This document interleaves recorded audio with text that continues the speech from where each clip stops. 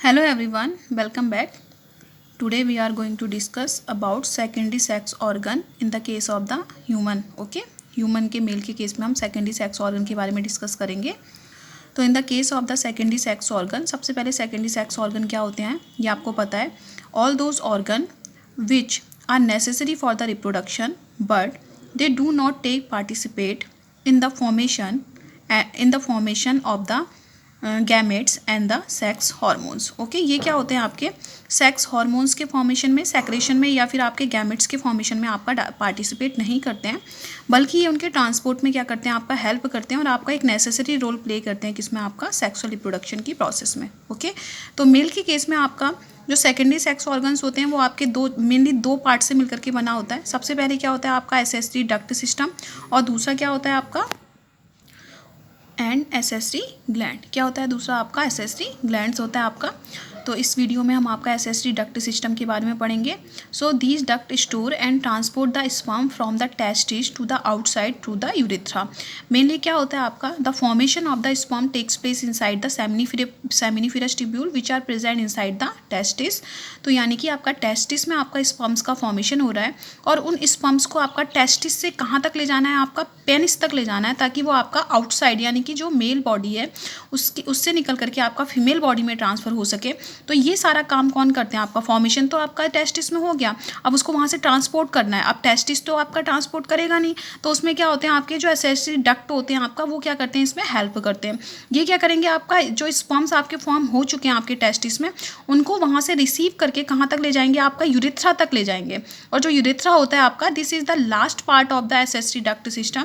ये यूरेथ्रा होता है, ये आपका रन करता है आपका पेनिस में. ठीक है, पेनिस के साथ ये आपका रन करता है और ये इसका बाहर ओपनिंग होता है जिसको आपका यूरेथ्रल ऑरिफाइस बोलते हैं. और यूरेथ्रल ऑरिफाइस से ये क्या करता है आपका स्पर्म्स को आपका बाहर क्या कर देगा, आपका मेल बॉडी के बाहर आपका रिलीज कर देगा आपका, या फिर आपका फीमेल बॉडी में रिलीज कर देगा. ठीक हो गया. तो एसेसरी डक्ट सिस्टम का काम क्या होता है आपका, स्पर्म्स को स्टोर करना, कुछ टाइम के लिए आपका स्टोर करना और उनका ट्रांसपोर्ट करना. ट्रांसपोर्ट तो आप समझ गए कि ड्यूरिंग जब क्या होगा आपका कॉपुलेशन होगा, at the time of the copulation क्या होगा आपका कॉइटस की प्रोसेस होगी, तो आपका ये रिलीज कर दिए जाएंगे. बट स्टोर का यहाँ पर को क्या मतलब है, आपको पता होना चाहिए कि क्या होता है आपका स्पर्म आपके फॉर्म तो हो जाते हैं, किस में फॉर्म हो जाते हैं, आपके टेस्टिस में. लेकिन आपके फॉर्म होने के बाद उसमें क्या नहीं होती है, आपकी मैच्योरिटी अभी नहीं होती है, तो वो आपके स्टोर होते हैं आपके इन एसेसरी डक्ट में, मेनली आपका एपिडाइडमिस में. और वहाँ जाकर के वो क्या करते हैं, आपका फर्टिलिटी पावर को गेन करते हैं, which is known as the capacitation, जिसको क्या बोला जाता है आपका कैपेसिएशन बोला जाता है. They gain the power of the fertilization and which is known as the capacitation. And physiologically they become active. और फिजियोलॉजिकली क्या होते हैं आपके एक्टिव होते हैं आपका. ठीक है, यानी कि मूवमेंट करना स्टार्ट होगा, यानी कि सारी प्रोसेस कहाँ होती है, आपकी एपिडाइडाइमिस में होती है. उसके बाद ये आपके एपिडाइडाइमिस में आपका कुछ टाइम तक आपके स्टोर भी रहते हैं. कुछ टाइम कहने का मतलब होता है आपका 20 डेज तक क्या होता है आपका एपिडाइडाइमिस में क्या होते हैं आपके स्पर्म क्या रहते हैं, आपके स्टोर रहते हैं. क्योंकि आपको पता है कि जो मेल है, मेल को आपका मिलियंस के हिसाब से क्या करने होते हैं, आपके स्पर्म्स का प्रोडक्शन करना होता है. अगर वो मिलियंस के हिसाब से स्पर्म का प्रोडक्शन नहीं कर पाता है तो वो आपका फर्टाइल नहीं कहलाता है. ठीक है, वो आपका एग को, फीमेल एग को फर्टाइल नहीं कर पाएगा. तो इसके लिए क्या होता है आपका, सपोज करो कि आपका जो कंटिन्यूस प्रोसेस होती जा रही है आपकी मेल के जो आपका टेस्टिस उसमें कंटिन्यूसली आपकी प्रोसेस हो रही है, तो क्या होता है आपका, क्या होता है अगर वो स्पर्म आपके डिस्चार्ज हो गए तब तो ठीक है, अगर वो डिस्चार्ज नहीं होते तो उनका क्या होगा. तो इसके लिए क्या होता है आपका 20 डेज तक जो स्पर्म होते हैं वो आपका एपिडाइडाइमिस के टेल पोर्शन में क्या रहते हैं, आपके स्टोर रहते हैं 20 डेज तक, मैक्सिमम 20 डेज तक. अगर वो वहाँ से डिस्चार्ज होते हैं तो ठीक है, अदरवाइज दे आर यूटिलाइज्ड. ये क्या हो जाते हैं आपका दोबारा से बैक हो जाते हैं आपके.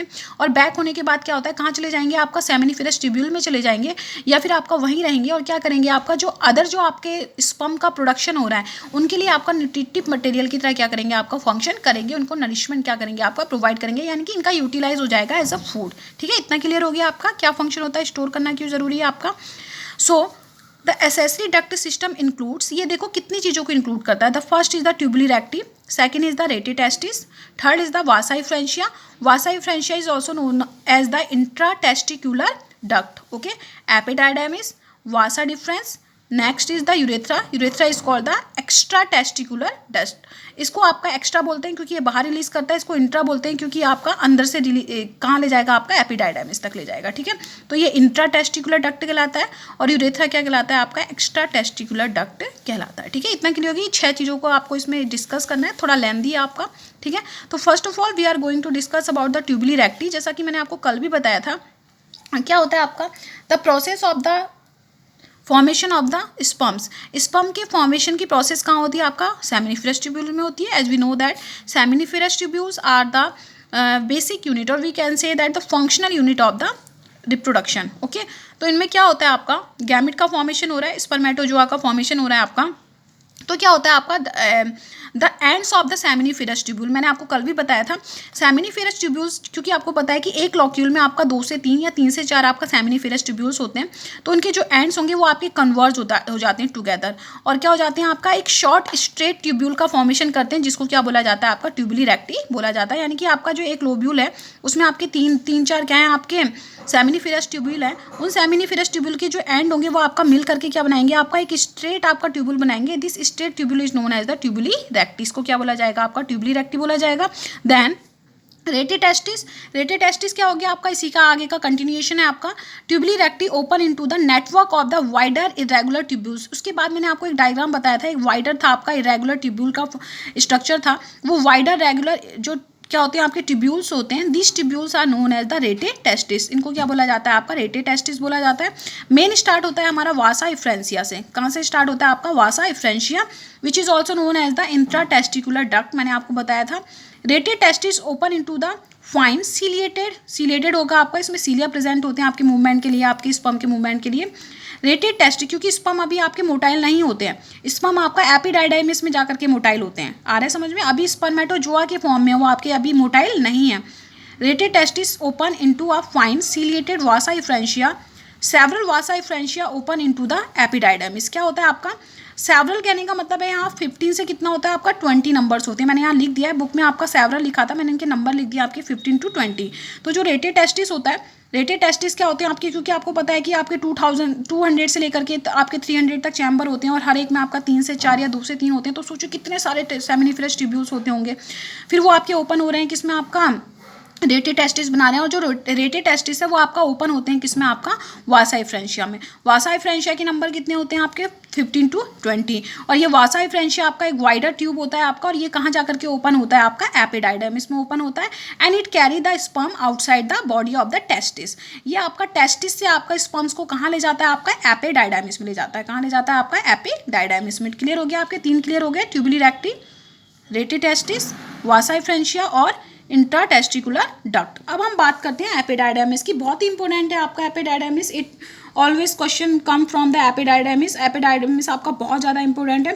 तो what is the epididymis. Epididymis is a long, ठीक है, it is about 6 metre long. ये आपका 6 मीटर लॉन्ग होता है but it is in the coiled form. ये आपका कॉइल्ड फॉर्म होता है जिसकी वजह से ये आपका 6 मीटर से लंबा आपका एक थ्रेड है. उसको अगर हम कॉइल्ड कर देंगे तो वो क्या बनाता है, आपका एक फ्लैट स्ट्रक्चर में क्या हो जाता है, आपका कन्वर्ट हो जाता है.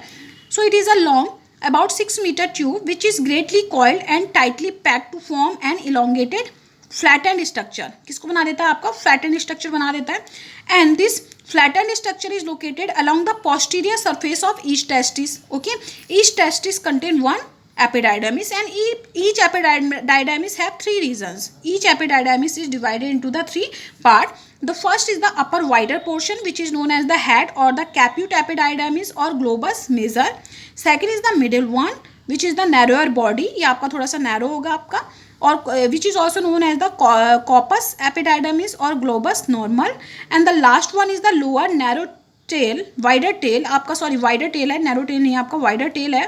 और कॉडा एपिडाइडामिस. ये याद रख लीजिए, caput epididymis head portion, corpus epididymis middle portion, cauda epididymis, cauda means tail portion और ग्लोबस माइनर. ठीक है, तो ये हो गया आपका किसका, आपका पार्ट हो गया आपके एपिडाइडामिस के. आपके ये 3 क्या होते हैं, आपके पार्ट होते हैं. आपकी बुक में नहीं दिए गए हैं, आप इनको देख सकते हैं. Okay, and the epididymis is about 6 metre long. इसको आपने देखना है कि it is about 6 metre long. लेकिन आपको लगेगा नहीं, आपको लगेगा कि आपका 2 या 3 सेंटीमीटर मुश्किल से आपको इसकी क्या होती है, आपकी लेंथ दिखाई देती है. क्यों होती है, बिकॉज इट बिकम कॉइल्ड, ये इतना ज़्यादा कॉइल्ड और फ्लैटेंड हो जाता है, इतना ज़्यादा कॉइल्ड हो जाता है आपका, टाइटली पैक्ड हो जाता है कि आपको ये कैसा दिखाई देता है, आपका फ्लैटेंड स्ट्रक्चर के फॉर्म में क्या होता है आपका दिखाई देता है। ओके, तो ये आपका एपिडाइडाइमिस हो गया। Now what are the function of the epididymis. Okay, the first thing is that in the head portion of the epididymis the sperms undergo the physiological maturation. जैसा कि मैंने आपको बताया, before entering into the epididymis the sperm is not physiological active, वो आपका movement नहीं कर पाता है, आपका वो आपका किस में आपका स्विमिंग में या आपका किस में आपका मूवमेंट में क्या नहीं होता है, आपका कैपेबल नहीं होता है। एंड जब ये इसमें एंटर करता है, यहाँ के सेक्रेशन से क्या होता है आपका, ये फिजियोलॉजिकली क्या होता है आपका मैच्योर होता है। And it acquire the power of the fertility, ये आपका मोटिलिटी की पावर तो गेन करता है, साथ में आपका फर्टिलाइजिंग कैपेसिटी भी गेन करता है। And this process is known as the capacitation, ये मैंने आपको पहले बता दिया था। An important point is that after that they pass down to the tail of the epididymis where they store for a very short period। अब देखो जो ये 20 डेज लिखा है आपका, ये 20 डेज है आपका for the complete rest of the sperm in the epididymis. ये किसके लिए आपका, यानी कि एपिडाइडाइमिस में आपका जो स्पर्म होता है वो आपका कंप्लीट 20 डेज तक रहता है। और जो टेल पोर्शन होता है आपका, टेल पोर्शन में जो स्पर्म रहता है वो रहता है आपका 18 से 24 आवर्स तक। कितना आपका 18 to 24 आवर्स तक क्या रहता है आपका स्पर्म यहाँ पर को रहते हैं। आपने इसमें कंफ्यूज नहीं होना है। In the tail portion the sperm stay for a very short period that is 18 to 24 hours, यानी कि हम मैक्सिमम 1 डे बोल सकते हैं। But the sperms take about 20 days to pass from the epididymis, और एपिडाइडाइमिस से स्पर्म को pass out होने में कितने दिन का टाइम लगता है आपका, 20 डेज का क्या लगता है आपका टाइम लगता है। इसको जरा ध्यान से देखना, मैंने यहाँ पर कुछ को लिख दिया, नीचे लिखने की जगह ऊपर लिख दिया था, ठीक है। Before entering the vasa difference, तो ये क्लियर हो गया आपका, ठीक है। सबसे पहले ये है कि आपका 20 डेज तक आपका स्पर्म एपिडाइडाइमिस रहते हैं, और उस दौरान वो क्या करते हैं आपका फिजियोलॉजिकल मैच्योर होते हैं आपका, और मोटिलिटी को गेन करते हैं अपना, और क्या करते हैं आपका फर्टिलाइजिंग कैपेसिटी को गेन करते हैं। उसके बाद जब ये सारी प्रोसेस हो जाएगी आपकी, वो आपका फिजियोलॉजिकल एक्टिव हो जाएंगे। आफ्टर दैट क्या होता है आपका स्पर्म जाते हैं किसमें आपका कॉडा एपिडाइडाइमिस में, कॉडा में टेल पोर्शन, ठीक है। In the tail portion the sperm remains for a short period that is 18 to 24 hours. वो कितने टाइम तक रहता है आपका, 18 to 24 आवर्स तक रहता है आपका। तो ये फंक्शन हो गया किसका आपका एपिडाइडाइमिस का। Now coming to the next point that is the vasa deferens. अब क्या होता है, the continuation of the epididymis is known as the vasa deferens, ठीक है। क्या होता है आपका जो एपिडाइडाइमिस का जो आगे का कंटिन्यूएशन होगा उसी को क्या बोला जाता है आपका वासा डिफरेंस बोला जाता है। And the vasa deferens is also known as the seminal duct, इसको आपका सेमिनल डक्ट भी बोला जाता है, बिकॉज ये क्या करता है आपका जो सेमिनल वेसिकल होते हैं उसकी जो डक्ट होती है वो इसमें आकर के क्या हो जाती है आपकी इसके साथ कंटिन्यू हो जाती है। Therefore it is also known as the seminal duct, okay. And it is about 30 to 40 centimetre long, ये आपका 30 to 40 सेंटीमीटर लॉन्ग होता है आपका। It is narrower structure, it is a muscular structure, it is a tubular structure. और ये आपका एपिडाइडाइमिस से जा करके आपका पूरा एब्डोमिनल को क्या करता है आपका रन करता है, पूरा एक सर्कल लेता है, okay. It is the continuation of the Chorda epididymis. Chorda epididymis means the tail portion of the epididymis. It ascends to the abdomen and looks over the urinary bladder. मैंने आपको बोला था कि क्या करता है आपका ये पूरा का पूरा क्या करता है आपका एक सर्कल लेता है किसके ऊपर आपका एब्डोमिनल कैविटी के ऊपर, यानी कि आपका यहाँ से स्टार्ट होकर के आपका जो ब्लैडर है आपका यूरिनरी ब्लैडर, उसको ऐसे करके क्या करेगा आपका एक सर्कल लेगा आपका यूरिनरी ब्लैडर का। It receives a duct from the seminal vesicle, जैसा मैंने आपको बताया था, it receives a duct from the seminal vesicle, therefore it is also known as the seminal duct, okay. To form the ejaculatory duct, ejaculatory duct is about 2 centimeter, यहाँ पर को मैंने लिखा है आपका इट इज़ अबाउट 2 सेंटीमीटर, दिख नहीं रहा है तो आप लोग सुन लीजिए, it is about 2 centimeter, ejaculatory duct is about 2 centimeter, okay. And the ejaculatory duct is the duct which is formed by the combination of the vasa deferens and the seminal duct, ठीक है। And this duct passes through the prostate gland and open into the urethra, और ये किस में जाकर के open हो जाता है आपका यूरेथ्रा में जाकर के क्या होता है आपका ओपन हो जाता है, और ये आपका प्रोस्टेट ग्लैंड को क्या करता है आपका पास करते हुए जाएगा और आपका यूरेथ्रा में क्या होगा आपका ओपन होगा। And the last one is the urethra, urethra आपका लास्ट वन है, ठीक है। अब देखो वासा डिफरेंस का काम क्या होता है आपका, ये आपका स्पर्म तो लेके जा रहा है, साथ में आपका सेमिनल जो आपका वेसिकल है उसका क्या ले जा रहा है आपका सेक्रेशन भी ले जा रहा है, साथ में आपका प्रोस्टेट ग्लैंड का सेक्रेशन भी ले जाएगा, okay. Urethra originate and form the urinary bladder, ये कहाँ से स्टार्ट होगा, अब जो आपका यूरिनरी ब्लैडर है वहाँ से आपकी एक ट्यूब निकल के आती है which is known as the urethra. फिर यूरेथ्रा में आपका क्या कंबाइन हो जाएगा आपका वासा डिफरेंस भी उसके साथ जॉइंट हो जाएगा, वासा डिफरेंस के साथ आपका सेमिनल डक्ट भी जॉइंट हो जाएगी। तो इस तरह से आपका जितनी भी आपकी जो ग्लैंड्स हैं उन सबका सेक्रेशन और आएगा, और साथ में आपका स्पर्म्स आएंगे, और साथ में क्या आएगा आपका यूरिन आएगा, ठीक है।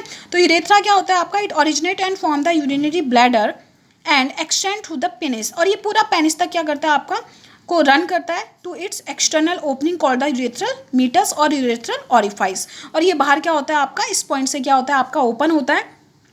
It carries the urine from the bladders, spermatozoa and secretion from the Copper's gland, prostate gland, urethra is about 20 centimetre long, जो मैंने आपको पहले ही बता दिया कि ये क्या करता है आपका यूरिनरी ब्लैडर से आपका यूरिन लेके आएगा, साथ में स्पर्मेटोजोआ भी लाएगा, आपका secretions of the Cowper's gland and prostate gland भी आएगा।